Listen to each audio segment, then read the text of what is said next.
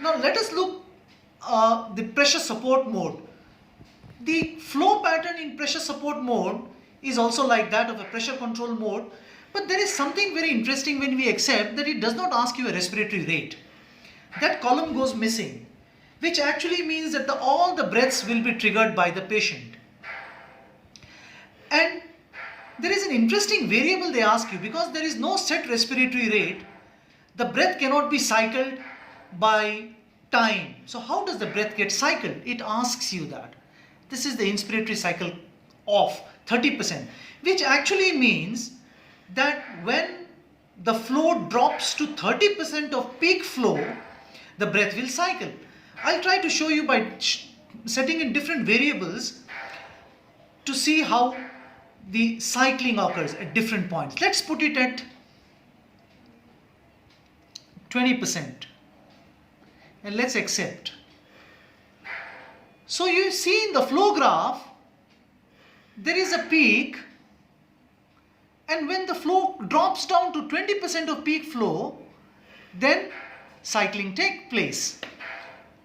If we put it at, let's say, 40%.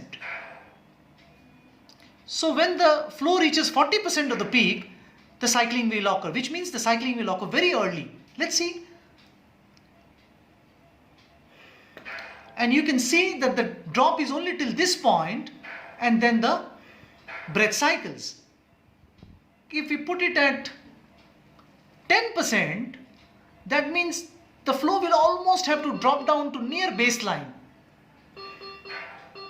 You can see that this is with 40% and this you see is with 10%. So it almost reaches the baseline when it cycles.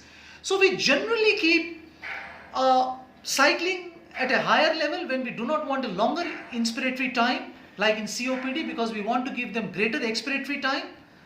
And in patients with stiff lungs, by default we keep it something like at 25-30%, but in COPD we can keep it as high as 40 to 50%. The other thing is, because there is no set respiratory rate, if the patient does not make any effort, then the ventilator will deliver no breath, which can be dangerous.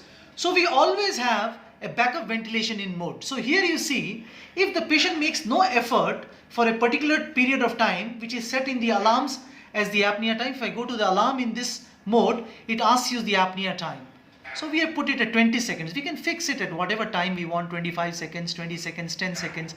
So if the patient, let's say 15 seconds, so if the patient does not make any effort for 15 seconds, then the ventilator will realize that, oh, no effort is being made, and now it's time to go up to the backup mode. Let's put it in real time and see. So here the patient is making an effort. So the support mode continues. Here I stop the efforts. And you see the expiratory minute volume is dropping, obviously because there is no flow. And after the time has passed by,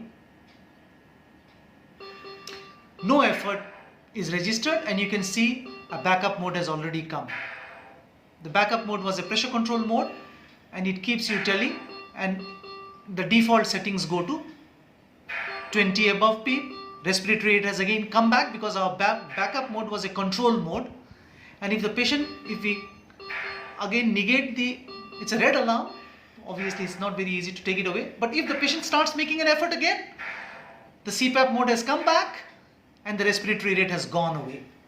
So no respiratory rate means all breaths are triggered by the patient, and as a safety measure, most ventilators give you the option to set up a backup mode, which can be in various modes. In this ventilator, the backup mode by default is a pressure control mode.